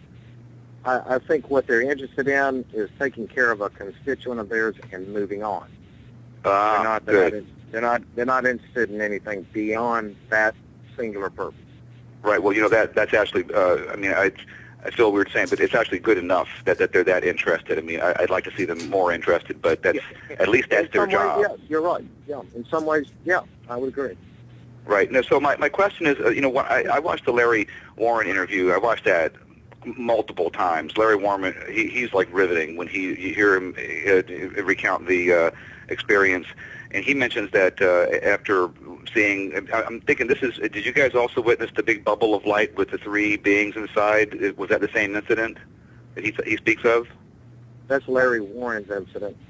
Yeah. Yeah. So this is so your experience was a different night from the same basic area, right? No, I was out there two different times, and on the halt night when Larry said he had his experience, I was out there. I don't remember Larry or you know being involved with Larry's part. All I can say is I was out there. I ended up meeting up with Colonel Halton and Adrian Bistinga, and I went forward. So. Right. And then the question I was going to ask was because of that is, you know, he says that everybody who was out there with him went through some really tough interrogation and basically torture treatment for, I think, a couple of weeks afterwards. And that's the most horrifying thing of the entire recounted experience is when he says the way they treated him afterwards. And I believe he said one of his compatriots there had taken his own life afterwards. So was that also your experience? I'm sorry, I came into the show late, so you may have already covered this. But basically, I don't remember being interrogated. Other people talked about it. Jim under hypnosis comes out and says he was. As far as somebody dying, I've heard that before, but I've never seen proof of it, and I've never heard that happen. And my take on all of this is Colonel Halt's also been on the record numerous times saying that we were interrogated, that we were messed with. And I keep asking him for proof because actually duty of care means that he allowed it to happen and so did the senior staff, which I have a real problem with if it really did happen. And if they really did do this to us, then you're talking about human rights violations on top of it. Yeah, and there should be legal action then. I mean, that's absurd. That's just ridiculous that they can get away with it. Right, but I think, Pat, I don't know what his experience with the federal government was before he got into this, but, what you want to do and how you want to handle them and the way they protect themselves and the way they handle things it's nice to say that, but it's not as easy as it appears. Yeah, I can imagine. Yeah. Well, thank you guys so much for being on the show. And serious, Dr. J, this is one of the best shows I've listened to in a very long time. So kudos to you too. Well, thank you, Dave, and thank you for calling. Preston? Yeah, I'm here. Sorry, I was muted. Yeah, sorry about that. Here's a question that I was wondering about, Mr. Burroughs. Is this an experience that you regret having, and do you regret going public, or how do you feel about this whole experience overall? Well, I'll kind of sum it up this way. I didn't go public; someone else did. Okay, and once they did, I was drawn into it, and it's gained momentum over the years. As far as regret, I did my job. Okay, if I was back out there again tonight, even knowing what I did, if I'm on duty, I have a job to do, I would have done it. Would I have preferred to let somebody else take my place? Sure. Because I'll tell you right now, it's kind of like I always go back to these poor people you see on TV advertising for injury lawyers. I won $1 million. Well, you know what? Look at what the shape they're in to win that $1 million. And what the toll it's been on my health and everything else, I would gladly trade a position with somebody else. But at the same time, if I had to go back out there doing my job again, if I was on duty, I would have done it. Right. So if you had the opportunity to see a UFO again, would you? I just said it earlier. Once in a lifetime's good for me. And I call a UFO unidentified. I don't mean aliens, but yeah, I think I had my once in a lifetime experience with that. Thomas? Oh, I'm sorry. I'm talking with the mute on, just like Preston was. Have they? I'm going back to your medical stuff because I find that interesting, being a veteran myself, and have they figured out something they can help you with, or are they still leery about trying anything? Go ahead, Pat. Leery about trying what? I missed. I said, are they treating you, or are they leery about trying anything without knowing all your records? No, John has been treated for the most part. As far as the missing medical records, I don't think anyone, John, correct me if I'm wrong, with the VA wants to whisper anything about that, so they certainly don't act like it's a problem. It only poses a problem as far as we can tell in relation to the disability claim, meaning, whether he had a pre-existing or condition or not, which we know he didn't. But not as far as treating him. No, I don't think so. Several people we've spoken to that have been involved in various types of events, including Travis Walton, who I'm sure you're aware of, who was taken and a mainstream movie was made about him. Every time he speaks, you could clearly tell the emotion that he's reliving this event, especially that traumatic abduction. And off air, when I asked him, he said, he wants this all to go away. He wishes he would never have to speak about it again or think about it again, but he's doing so for two reasons. One, to bring awareness to of what happened, because clearly there's a lot of evidence supporting what he said actually did happen, at least in his mind, believes it happened, and physical evidence shows that where he was found and where he was disappeared from, there's no tracks leading anywhere. And the second thing is to bring awareness, obviously, to give courage to everybody who has had a similar experience. Now, with the whole Rendlesham event always being on TV, several different television shows over the years and books, do you want this to go away? I mean, does it get to you after a while from constantly talking about this? I haven't stopped to think about it in that standpoint. I like Travis's part about, being able to help other people that have had experiences. I definitely think that's important. My goal is to, through a lot of fighting, a lot of Pat's help, and through these senators and stuff, I've been able to at least, they took me in pretty quick and tried to, take care of my heart problem, because the civilian doctors actually may have, I don't want to call it botched up, but they were treating it a different way, and when the VA got involved with it and these doctors got involved, they were able to correct it, and so far I've been doing a lot better. But as far as going away, yeah, I would love to be able to, I definitely now I'm going to go on the record for everything I felt that happened, what happened, and what we're dealing with, not just in Rendlesham, but, period. What I believe there's one of the possibilities that we're dealing with, period. And then I'd like to get this disability settled, and yeah, I'd like to just settle down and go on with the rest of my life, whatever's left of it, and enjoy my son. Right. Going back to your actual experience, did you find it frightening? And what were you thinking that this was? Was it possible, do you think, that it was one of our craft? Or basically what I'm getting at is, what do you think it was, a craft coming down with a purposeful landing? Or was it in trouble? Or, I mean, what's your sense, just from the experience that you saw? Here's where I'll leave it at this for now, because like Nick likes to say, no spoilers. Between now and the summer, you're going to know exactly where I stand, but I'm because of book contract obligations and stuff, I can't say a lot about it. But during the time I was out there, both nights, you went through all kinds of emotions, like intrigue, you were nervous, you were scared, you know, and all that. So yeah, the emotions were at different levels at different times depending on what was going on. But I will, everything that I know about it will be out shortly, is what I can say. Well, I'm looking forward to reading the book for sure, and I think this case is going to be, you know, unfolding for a long time. Because, I mean, do you think that there are a lot of people who haven't gone public? Surely there has to be a number of people who have huge stories like yourself and have not told anyone. Well, that's one of the things that we're hoping that'll happen, is that when the book comes out, maybe some of the people that have some information will eventually come forward.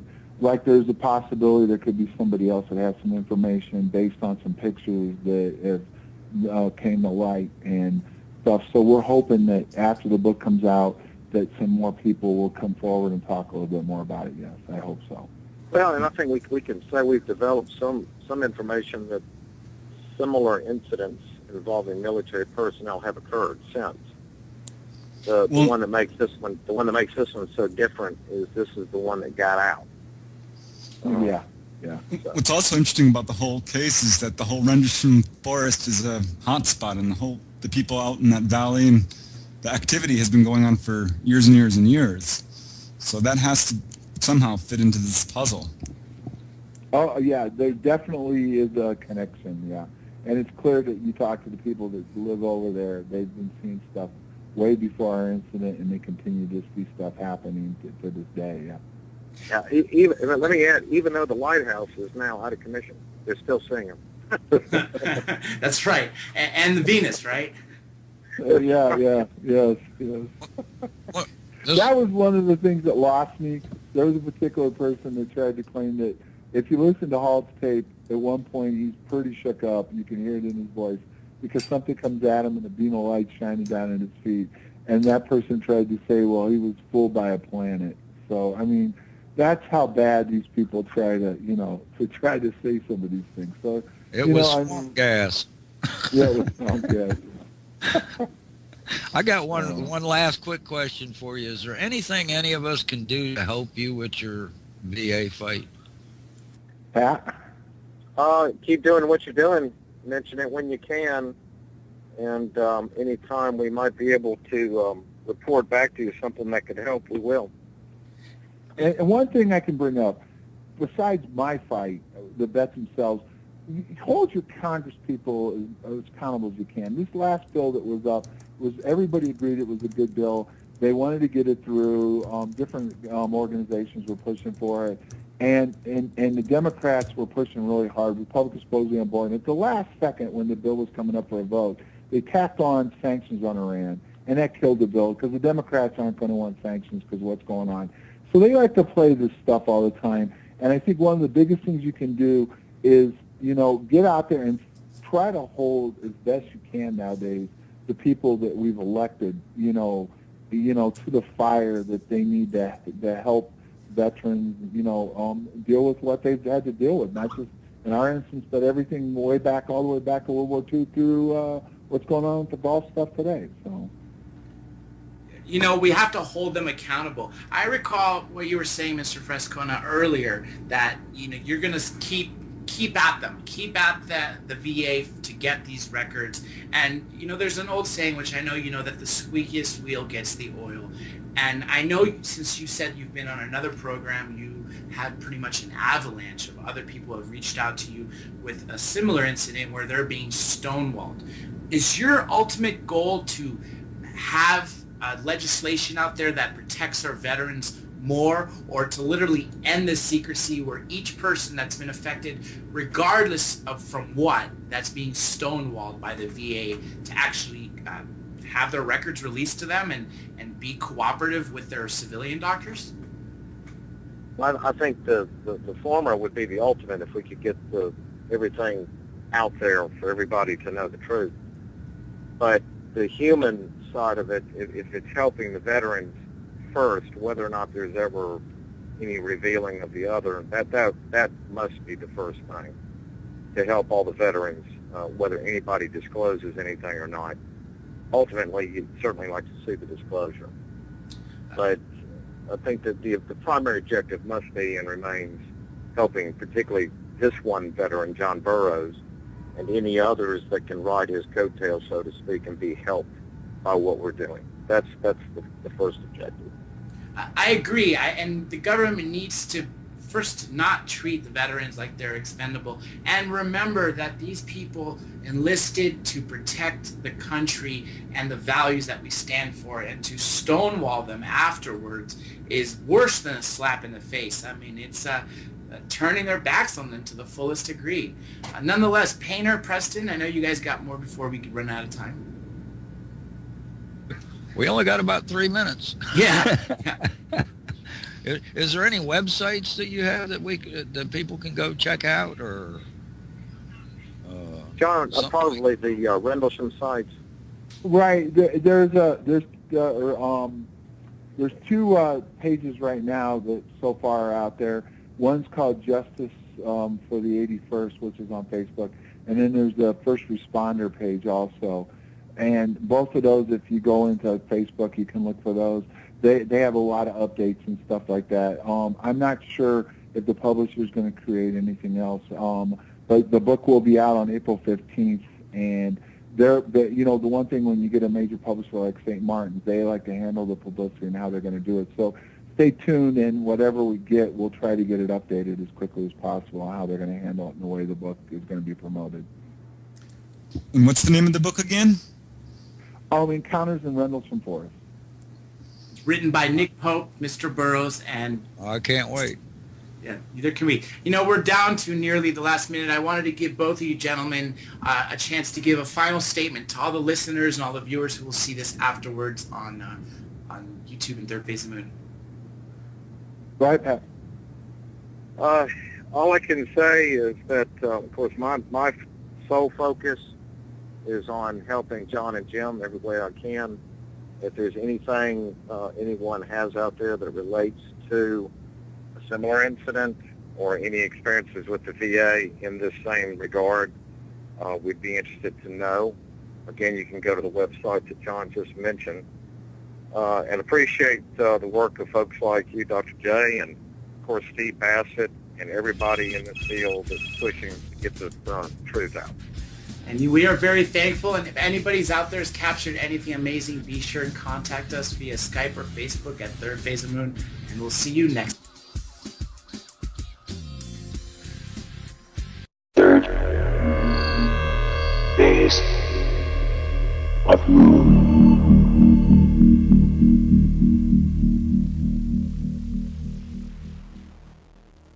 Roswell is when we had Don Schmidt and Tom Carey. They said something very profound that still resonates with me.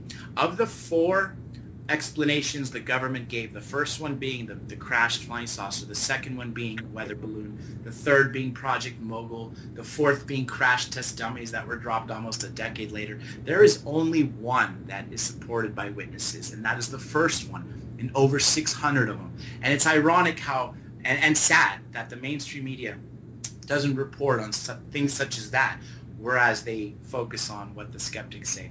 I just wanted to throw that in there.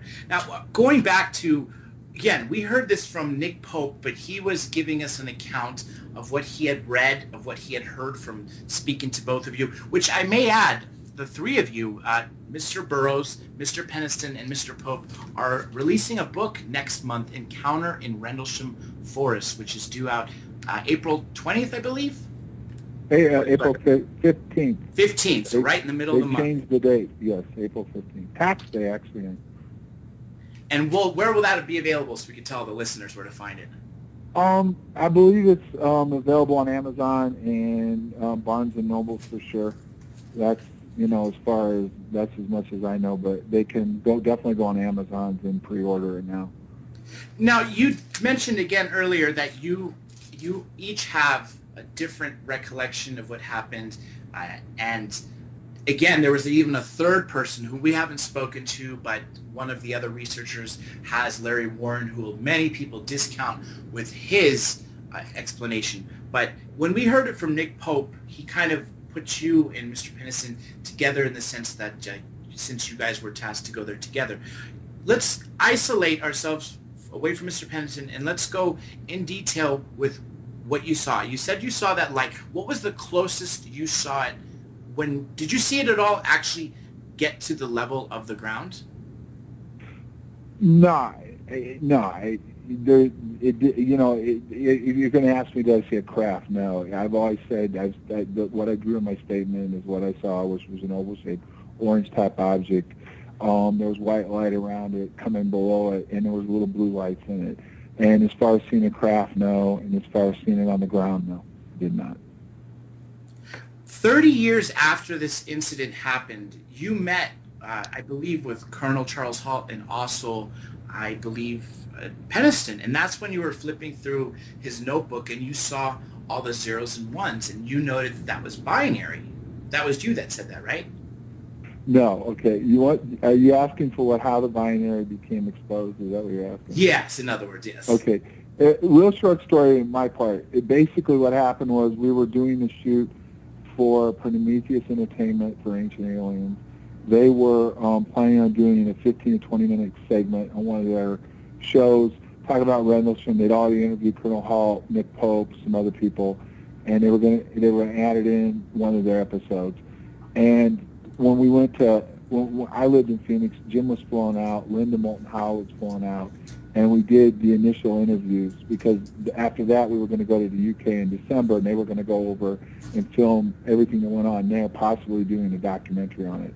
So while we were there, the notebook was out, and as we were going through it, came to some pages with zeros and ones on it. When I asked him what it was, he kind of... Third phase of moon.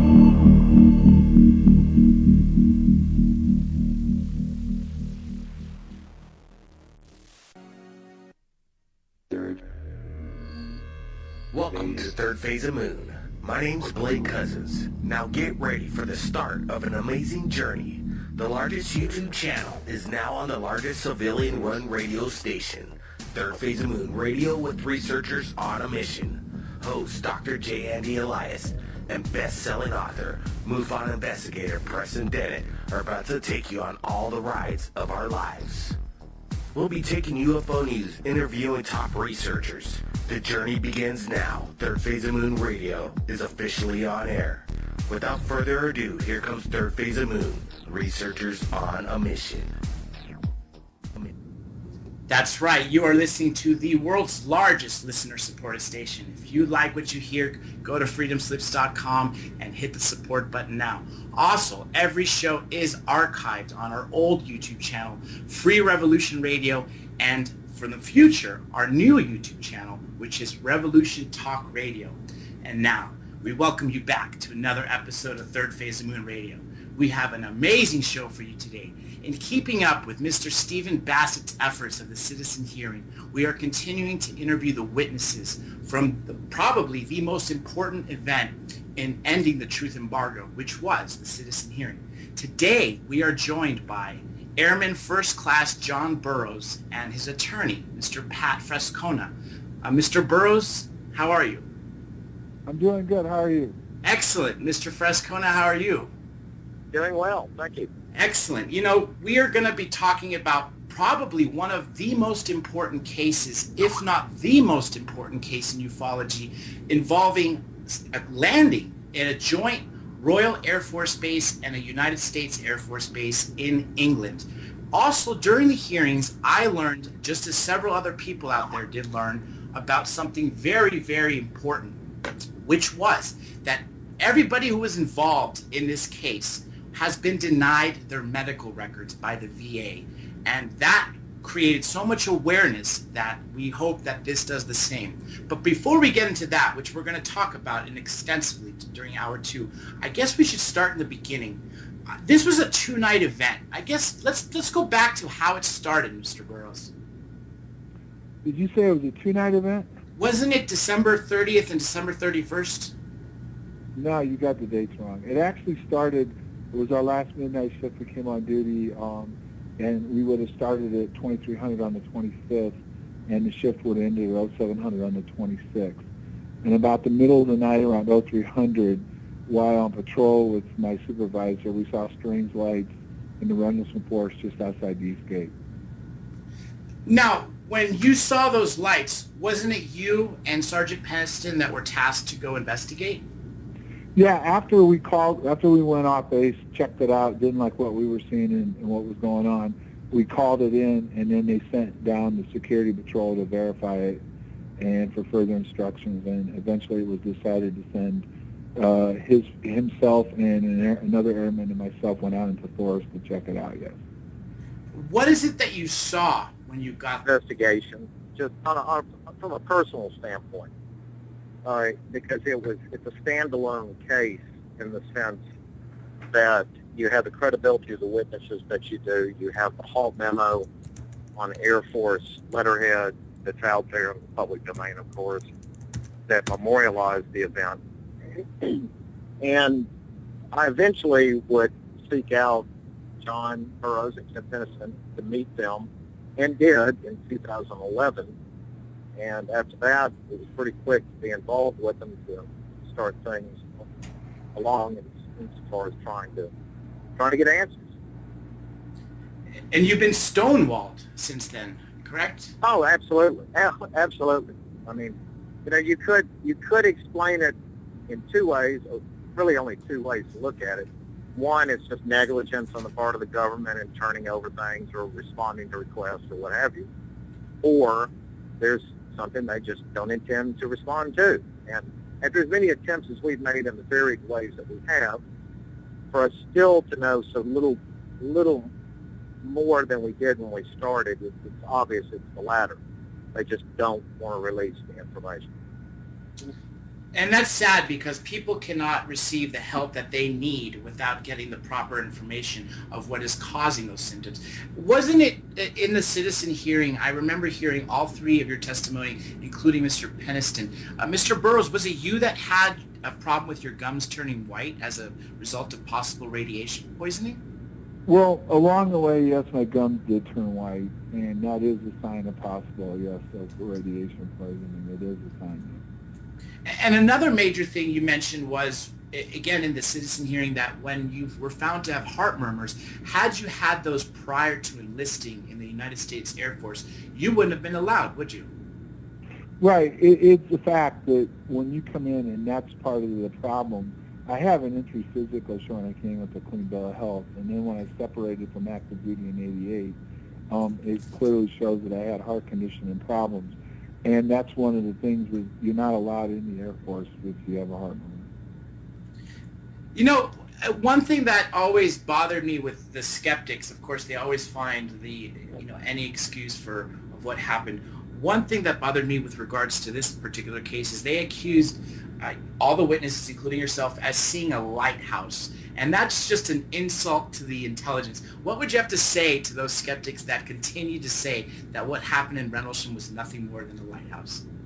It's what you said. It's an insult to everybody's intelligence. Right. Or as Nick Pope liked to say, they were useful idiots. The MOD called them useful idiots. I mean, that's pretty much all I have to say about it. I mean, anyone that wants to believe that we were out there chasing the lighthouse, that's fine. And one of the other things that it didn't come up a lot, but Colonel Halt was a combat air controller in Vietnam. So to believe that a full-bird, he wasn't a full-bird, Lieutenant Colonel, that experience was out chasing the lighthouse for 3 or 4 hours, I guess, like I said, insult to your intelligence.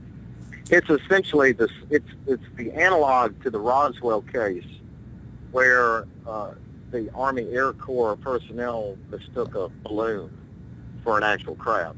It's the same kind of bunk. I mean, it's nonsense.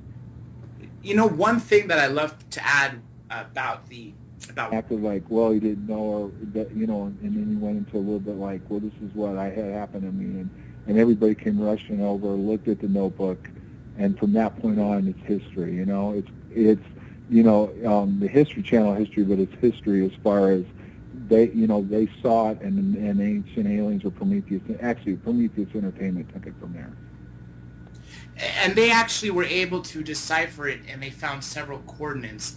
And I remember one of them being High Brazil, which is known as the Celtic Atlantis, which I had knew nothing about until Mr. Pope described to us that it was known as an ancient civilization that disappeared somewhere, I believe, in the 18th century, with great architecture and you know, high civilization. Nonetheless, what do you know about that? Have you ever heard of High Brazil prior to that? No, I've never heard of High Brazil. And here's the thing, okay?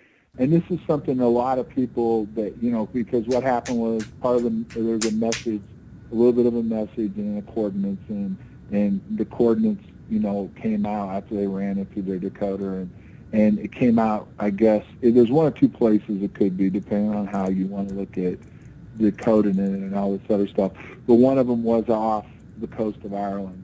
And to be honest with you, and a lot of people brought it up, and it's pretty much valid, there's really no point of where it really was. So, in essence, Prometheus went ahead, and because it was off Ireland and there's, you know, something out there, mythology or whatever, that it's possible and it could be somewhere off of Ireland, they kind of put the tag that it was High Brazil and stuff. Because really, show me anywhere that it says that's the area that High Brazil was once. I mean, if you can, and well, I've never found it, then how do you know for sure it would be High Brazil other than just a point in the water off of Ireland? So. Exactly, very similar to Atlantis. We are actually getting a question from the chat room. Laura, I'm going to have you go ahead and read it. Go ahead, Laura. Yeah. You were an airman first class at the time of the incident? Yep. There's been some curiosity expressed as to how long you were in the service and what rank you attained while you were there. I was basically finished between active and reserve. I had 27 years, and I finished out as an E6. An E6, yes, sir. Thank you. Obviously, what the resolution that you and Mr. Peniston, along with all the other veterans whose records are blocked, the ultimate resolution that you would hope to have is to get the treatment that you deserve and need by having your records released. Aside from that aspect, what else would you like to happen with regards to this case? Pat, you want to go ahead and answer some of that first? You're speaking, what does John want to say himself? Is that the question? Yeah, exactly. What's the ultimate goal aside from both? I guess you might as well talk about both. One of the things that's always attracted me to this case, particularly after I got to know John and Jim, is that neither gentleman is in this to try to make any kind of big waves about anything as far as UFOs or whatever. They're just looking to get what they're owed for. Well, that's one of the things that's interesting, and it will be explained in the book we're putting out. But his recollection of what happened and what my recollection was different. But in my case, we got close to something in the area where we came up on whatever it was. It got really bright white light. I drew an object in my statement, which was like an oval type orange shape with white light coming out of it, blue lights in it. And when we got close to it, it got really bright, and the next thing I know, it was gone. That disappeared. Did it ever come back? That's as close as we got on the first night, other than in my case, as far as Jim had a different recollection of how it all went down. But and then we went out from there out into the farmer's field and across the field behind it, and went forward trying to figure out, where it went and stuff. And at one point when we were returning, we saw a blue light in the sky briefly. But so that particular object, that was the first night, was as close as we got to it. What was your involvement after this?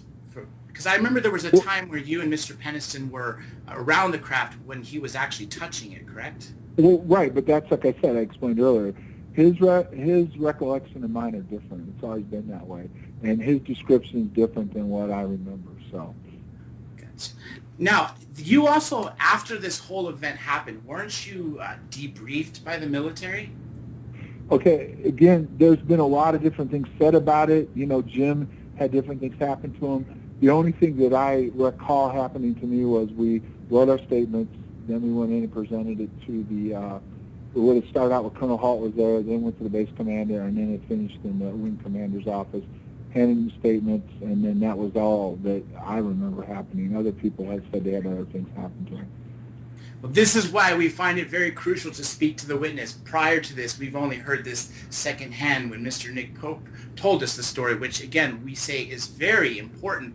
Unlike Roswell, this case was witnessed by several more people who were actually talking, and more importantly, witnesses that are currently alive. Now, right after this happened, you started experiencing some medical problems, correct? Yeah, I didn't feel very good, you know, right after the incident, you know, would have been in January through. Eventually, I got sick one time, and when I went in and was checked out, they found a heart murmur, and, you know, and they did different testing on that. Then I had vision problems after that, and they did testing on that. And that's part of what's going on right now. All those records and everything that happened afterwards, they won't release the medical records, and that's where it comes up, where they're probably classified and they just won't release them, and it's keeping me from, you know, going to the VA to get everything that I need. And that's something very sad, because one thing that people need to realize is that medical records belong to the patient themselves. I guess this would be a good time to bring in Mr. Frascona. Mr. Frascona, how did you get involved with Mr. Burroughs? Well, it's kind of a long story. I won't go through all of it now, John. But basically I became aware of what happened at Rendlesham probably about 6 or 7 years ago, and it always stuck in my mind as being something worthy of further